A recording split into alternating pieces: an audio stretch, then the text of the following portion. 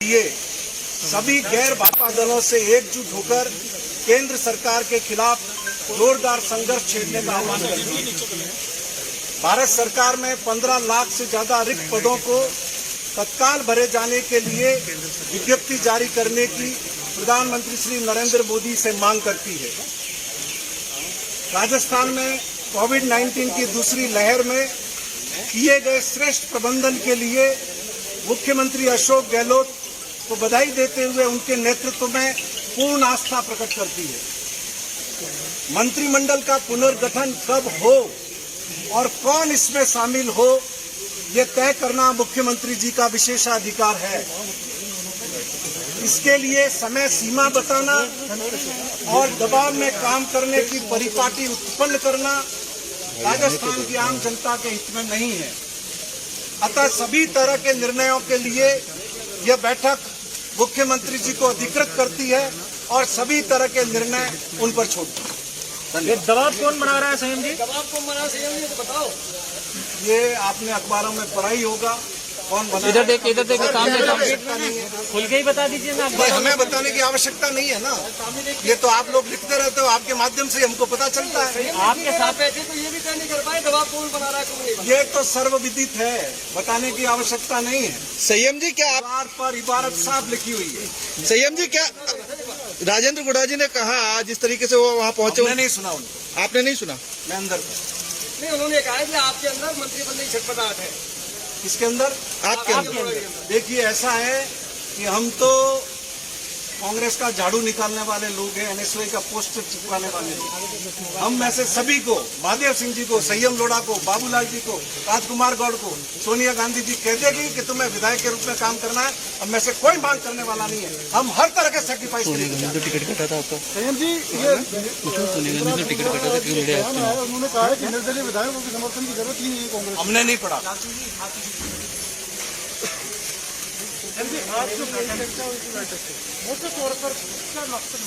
मकसद ये है कि हम चाहते हैं कि देश की जनता पीड़ित है, महंगाई से पीड़ित है, अराजकता से पीड़ित है, वैक्सीन तक के लिए उसको संघर्ष करना पड़ रहा है।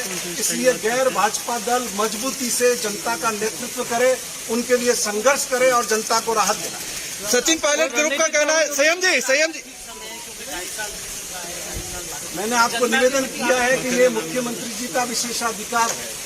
संयम जी सचिन पायलट खेमे के कुछ लोग हैं, चाहे उसमें मुकेश भाकर लगा लो या फिर इंद्राज गुजर लगा लो, उन्होंने सबने कहा है किस निष्ठा की बात करते हैं जो कांग्रेस के कैंडिडेटों के खिलाफ चुनाव लड़ करके आए और अब निर्दलीय होने की बात कर रहे हैं। हम लोग जिस दिन चुनाव जीते, अखिल भारतीय कांग्रेस कमेटी ने हमें संपर्क किया, स्टेट लीडरशिप ने हमने को संपर्क किया, अगले ही दिन हम उनके घर पर थे और उसके बाद जब लोकसभा के चुनाव थे, स्वयं राहुल गांधी जी की मौजूदगी में हम सब लोगों को एसोसिएट मेंबर बनाया गया।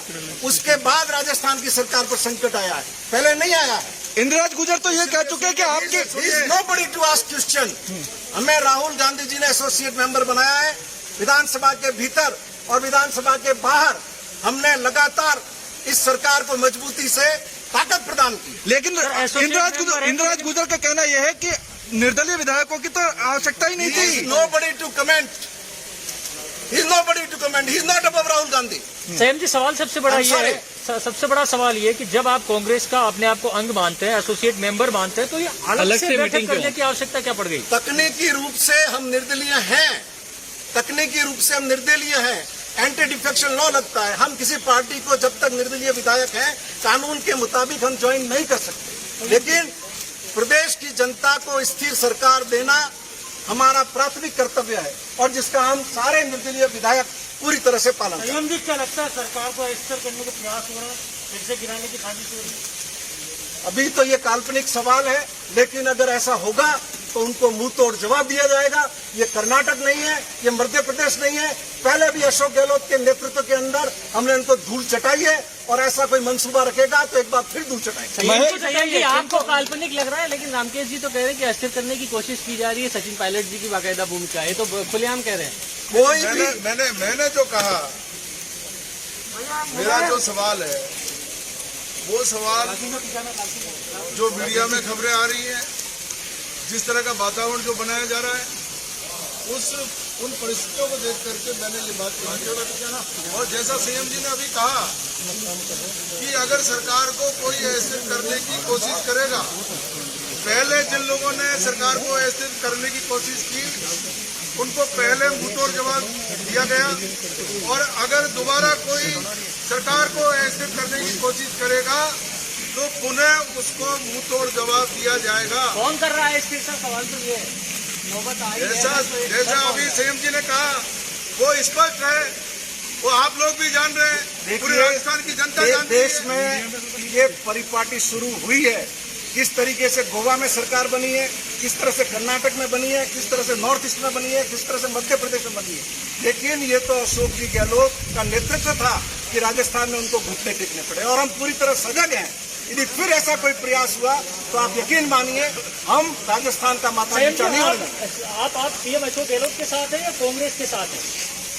निर्दलीय है वो अशोक गहलोत। हमने आपको बताया कि हम तकनीकी रूप से निर्दलीय है, बाकी हम क्या है वो तो हमारे आचरण से आपको पता ही होगा। ये टेक्निकल सवाल है कि गहलोत के साथ है या कांग्रेस के साथ? अभी थोड़ा सा पीछे लेना।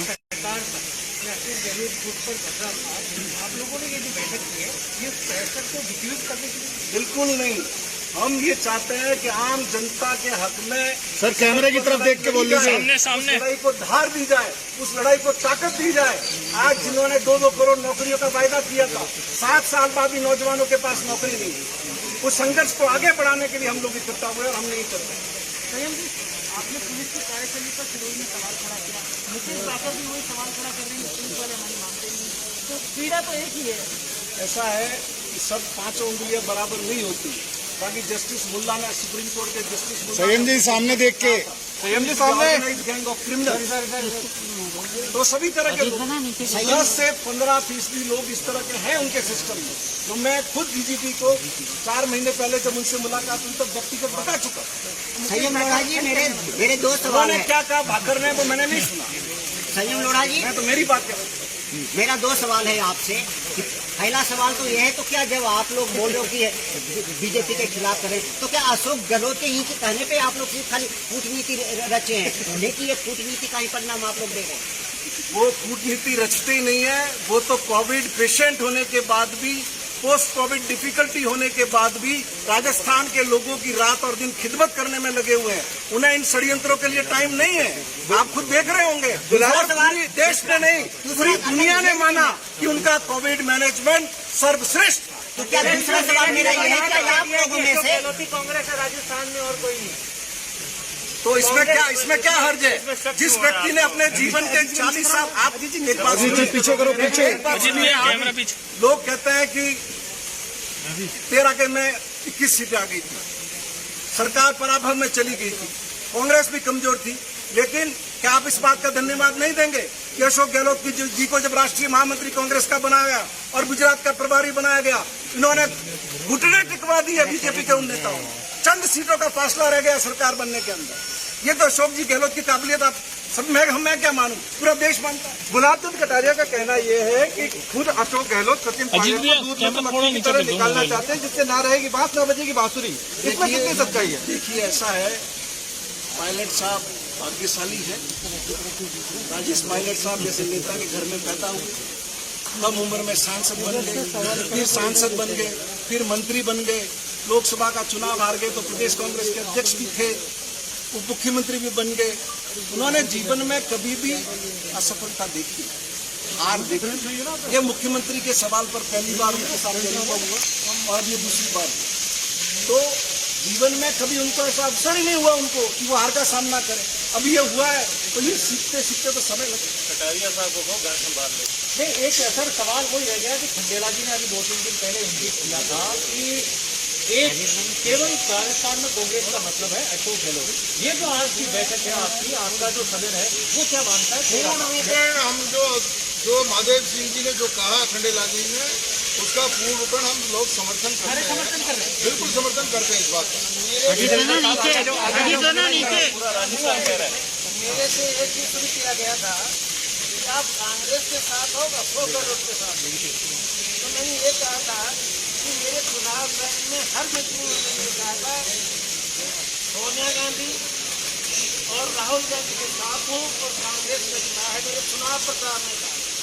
और आपने ये पूछा कि आप कांग्रेस के साथ हैं या अशोक गहलोत के साथ, तो मैं ये कह रहा हूँ कि अशोक जी गहलोत कांग्रेस के ही सीएम हैं, वो दूसरी पार्टी के सीएम नहीं है।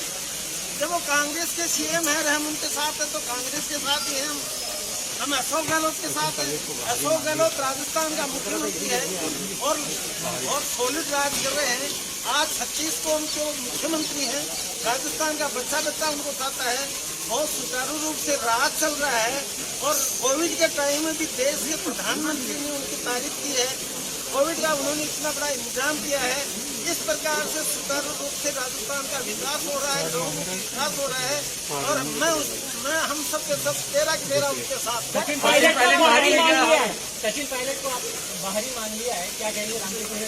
अजीत बना थोड़ा ये सारे मसले राष्ट्रीय सामने के वो तय करने हैं, वो कर रहे हैं। उसमें हमने हम सब लोगों की जितनी भी भावना थी वो आपके सामने एक प्रस्ताव के माध्यम से आज आपको बैठक वहाँ से क्यों करनी पड़ी? वो खुशबीर सिंह जी की तबीयत खराब हो गई। सर आप 12-13 यार बात तो आप लोग नहीं लेंगे। अजीत बना ये मुख्यमंत्री जी तय करेंगे, आप और हम नहीं करेंगे। लेंगे मतलब 2.5 साल तक। आप और हम तय नहीं करेंगे, ये वो डिसाइड करेंगे। अगर वो नहीं बनाते तो आप कौन बात है? संतुष्ट 2.5 साल नहीं बना संतुष्ट आप नहीं बनाएंगे तो नहीं बनाएंगे। आप एक चीज को समझते होंगे ना, हम कोई साधु संत हम हम राजनीतिक कार्यकर्ता इधर देखिए। और ये मुख्यमंत्री जी तय करेंगे सर सामने देख लीजिए। आपको कहाँ पर जिम्मेदारी देनी है। तो एक्सेप्ट कर लेंगे मतलब। वो जैसा चाहेंगे वैसा होगा, उनके आदेश की पालना होगी। वो कहेंगे आपको एमएलए के रूप में काम करना है, हम पहले भी करते आए हैं, एमएलए नहीं थे तब भी करते आए हैं, कार्यकर्ता के रूप में भी करते आएंगे। वो जैसा आदेश देंगे हम संयम जी संयम जी राजेंद्र का कहा था कि चाय पीने आए। ने भी कहा है कि शेर आया है तो जिधर की तरफ से भागे। मैं आपको अजीत बता बना- दूं, शेर भी एक जानवर ही होता है।